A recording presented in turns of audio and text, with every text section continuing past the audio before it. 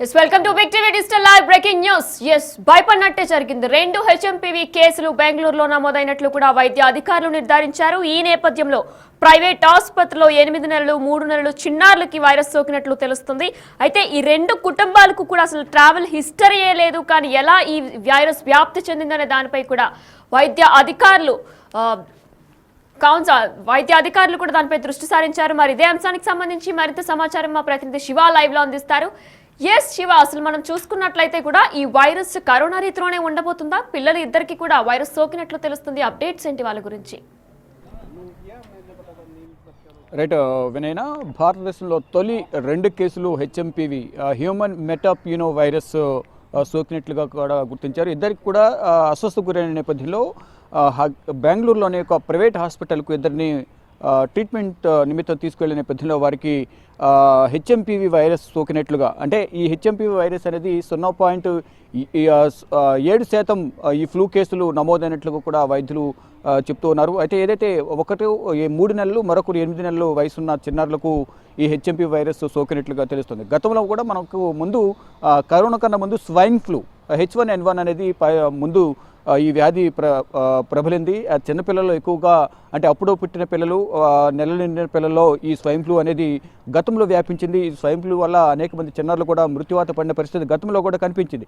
దాని తర్వాత మళ్ళా కరోనా అనేది మళ్ళీ COVID-19 అనేది వ్యాపించింది. దాని ద్వారా అనేక మంది ప్రపంచవ్యాప్తంగా ప్రాణాలు కోల్పోయారు. మరొక కొత్త కేసు అనేది మళ్ళీ ఇప్పుడు ప్రపంచంలోకి, దేశాల్లోకి, ఇతర దేశాలకు, అంటే ఒక చైనా నుంచే ఈ వ్యాధులన్నీ కూడా అక్కడ వ్యాధులు పుడుతున్నాయి, ఇతర దేశాలకు అవి వ్యాపిస్తూ ఉన్నాయి. గతంలో కూడా కరోనా కానీ ఇతర వ్యాధులు కూడా అక్కడే పుడుతూ ఉన్నాయి. అక్కడ ఆహారపు అలవాట్లు కానీ, అక్కడ జీవన శైలి కూడా విభిన్నంగా ఉంటుంది. ఈ నేపథ్యంలోనే అక్కడ వైరస్ పుడుతుంది అనేది కూడా ప్రపంచ దేశాలు కూడా అనేక విమర్శలు అయితే చైనాపై చేస్తున్నాయి. దానిలో భాగంగానే గతంలో కరోనా, ఇప్పుడు హెచ్ఎంపీవీ హ్యూమన్ మెటాప్యూనో వైరస్. ఈ వైరస్ వల్ల అనేక ప్రమాదాలు పొంచి ఉన్నాయని కూడా చెప్తున్నారు. ప్రధానంగా 11 సంవత్సరాల లోపు పిల్లలకు ఇది ఎక్కువగా వ్యాపిస్తుంది. ఇప్పుడు చూస్తే కనుక 8 నెలలు 3 నెలలు అత్యంత చిన్న వయసులో ఉన్న పిల్లలకు కూడా ఈ వ్యాధి సోకుతుంది. అస్వస్థకు గురైన చిన్నారులను వారి కుటుంబ సభ్యులు ఇద్దరు కూడా ఆసుపత్రికి తీసుకెళ్లే నేపథ్యంలో బాపిస్ట్ అనే ప్రైవేట్ ఆసుపత్రిలో ల్యాబ్లో చెక్ చేసిన తర్వాత దీన్ని వైద్యులు ధృవీకరించారు. ఈ హెచ్ఎంపీ వైరస్ సోకినట్టు తెలిపిన నేపథ్యంలో ఇటు కర్ణాటక వైద్య శాఖ కూడా ఇది నిర్ధారించాము, ఇది హెచ్ఎంపీవీ వైరస్ సోకినట్లుగా కూడా మాకు అనుమానం కలుగుతుంది. ఇది ఏదైతే ఆ ప్రైవేట్ ల్యాబ్ ఏదైతే ప్రకటన విడుదల చేస్తుందో దాన్ని మేము ధృవీకరిస్తున్నామని చెప్పారు తప్ప వారి ల్యాబ్లో దీనికి సంబంధించి ఇంకా ల్యాబ్లో ఇంకా చెక్ చేయలేదనేది వారు చెప్తూ ఉన్నారు. మరోవైపు కొద్దిసేపటి క్రితమే ICMR కూడా కొన్ని మార్గదర్శకాలను జారీ చేసింది. ఇటు ఢిల్లీ ప్రభుత్వానికి, ఢిల్లీలో కూడా కొన్ని సూచనలు చేసింది, ఇటు రాష్ట్రాలు కూడా కొన్ని కీలక సూచనలు చేశారు. ICMR కూడా కొద్దిసేపు క్రితం ఇండియన్ కౌన్సిల్ మెడికల్ రీసెర్చ్ కూడా బెంగళూరులో 2 కేసులు నమోదైనట్లుగా ధృవీకరించింది. ఇక కేంద్ర ఆరోగ్య శాఖ కూడా గతంలో కూడా చైనాలో ఏదైతే వ్యాధులు వ్యాపించాయో దానికి సంబంధించి కానీ ఇప్పుడు కొత్తగా వస్తున్న వ్యాధికి సంబంధించి అందరూ తగిన జాగ్రత్తలు తీసుకోవాలనేందుకు ప్రధానంగా చెప్తూ ఉన్నారు. ఇది ప్రధానంగా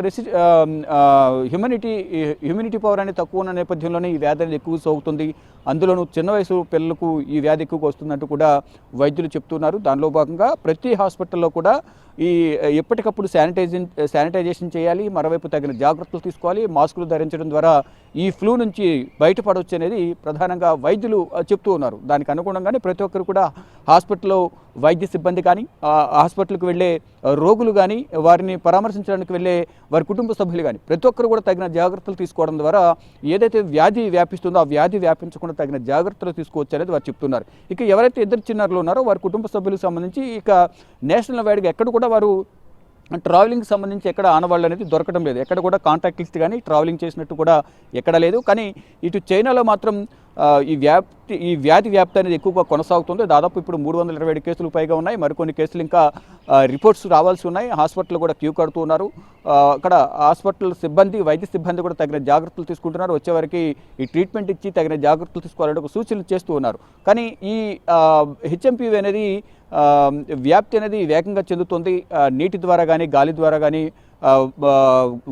దగ్గు, జలుబు, తుంపర్ల ద్వారా తుమ్మినప్పుడు కానీ, ఇతరేతర ఈ కారకాల ద్వారా ఈ వ్యాధి అనేది ఎక్కువగా వ్యాప్తి చెందుతూ ఉంటుంది. కాబట్టి కంపల్సరీ దగ్గినప్పుడు, తుమ్మినప్పుడు చేతిని అడ్డు పెట్టుకోవడం, కంపల్సరీగా మాస్క్ ధారించడం ద్వారా ఈ వ్యాధి వ్యాప్తి అనేది నివారించవచ్చు అనేది కూడా ICMR సూచనలు చేస్తుంది. దానికి అనుగుణంగానే అన్ని హాస్పిటల్కు, అన్ని రాష్ట్రాలకు సంబంధించిన వైద్య శాఖకు వైద్య ఆరోగ్య శాఖ సిబ్బంది కానీ ఉన్నత శాఖ అధికారులకు కూడా కొన్ని సూచనలు చేస్తున్నారు. ఇప్పటికే ఇటు కేరళ వైద్య ఆరోగ్య శాఖ మంత్రి వేనాడ్ జార్జి కూడా స్పందించారు. ఇక్కడ తగిన జాగ్రత్తలు తీసుకుంటే ఇప్పటివరకు ఎటువంటి కేసులు గుర్తించలేదంటూ కూడా ఇటు కేరళ సంబంధించిన వైద్య ఆరోగ్య శాఖ మంత్రి వేనాడ్ జార్జి, ఇటు రాష్ట్రానికి తెలంగాణ ఆంధ్రప్రదేశ్ రాష్ట్రాలకు సంబంధించిన వైద్య ఆరోగ్య శాఖ అధికారులు కూడా దీనిపై స్పందిస్తున్నారు. ఇప్పటివరకు అటువంటి ఆనవాళ్లు ఉన్న కేసులను గుర్తించలేదంటూ కూడా వారు చెప్తున్నారు. ఇక్కడ దేశవ్యాప్తంగా కూడా తగిన జాగ్రత్తలు తీసుకోవాలంటూ కూడా ICMR ఆదేశాలు జారీ చేసిన నేపథ్యంలో అందరూ కూడా తగిన జాగ్రత్తలు అయితే తీసుకుంటూ ఉన్నారు. ఎక్కడ కూడా ఎటువంటి కేసులు నమోదు కాలేదు. కానీ ఇక్కడ కూడా చిన్నపిల్లలకు వారికి అస్వస్థకు గురయ్యారు. కేవలం దగ్గు జలుబు రావడం ద్వారా వారిని హాస్పిటల్కి తీసుకువెళ్లారు. అక్కడ తీసుకెళ్లిన తర్వాత సిమ్టమ్స్ అనేవి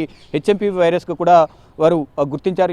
ఈ నేపథ్యంలోనే చిన్నపిల్లల్లో ఈ వ్యాధి అనేది ఎక్కువగా ఉంటుంది కాబట్టి రెసిస్టెన్స్ పవర్ అనేది అంటే రోగ నిరోధక శక్తి అనేది తక్కువ ఉంటుంది కాబట్టి చిన్నపిల్లల్లో అటువంటి వారికి తగిన జాగ్రత్తలు తీసుకునే విధంగా కుటుంబ సభ్యులు వ్యవహరించాలని వారు చెప్తున్నారు. కానీ ఇక్కడ వైద్యులు అలాగే వైద్య సిబ్బంది కూడా ఇప్పుడు నెక్స్ట్ ఈ కేసులు ఎక్కడి నుంచి వీరికి వ్యాపించింది అనే కోణంలో వారందరూ కూడా కాంటాక్ట్ లిస్ట్ను తీస్తూ ఉన్నారు. దానిలో భాగంగా వారి కుటుంబ సభ్యులకు సంబంధించి కూడా శాంపిల్స్ సేకరించి ల్యాబ్కు పంపించారు. ఆ కుటుంబ సభ్యులు ఇంకెవరిని కలిశారు, గతంలో చిన్న వయసులో ఉన్న పిల్లల్ని కలవడానికి ఎవరైనా వచ్చారా, వీరు ఎవరైనా బయటకి ఎక్కడైనా ట్రావెలింగ్ చేసి రావడం ద్వారా వారికి వచ్చిందా, లేకపోతే సీజనల్ వ్యాధుల్లో భాగంగా వీరికి జలుబు దగ్గు రావడం ద్వారా ట్రీట్మెంట్ కోసం తీసుకువెళ్లారా అనే కోణంలో కూడా వారందరూ కూడా దీనికి సంబంధించి దర్యాప్తు అయితే కొనసాగుతుంది.